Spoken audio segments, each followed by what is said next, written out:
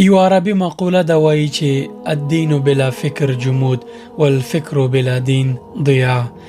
دین له ذهن او له فکر او له عقل پرته کنګلتیا ده. ذهن پڅي کنګلی تاریکی او فکر بیا بیل دینه گمراهی ده، ضایع کېدل دي.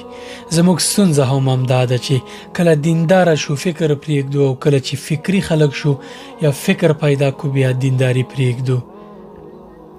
دا افراط او دا تفرید منځ لار مونږ نه ده ټاکلې، ځکه خو الله پاک موږ ته حکم کړی چې وکذلک جعلناکم امة وسطا، او همدارنګې مونږ تاسې منځلاري منځګړي امت ټاکلی یاستئ.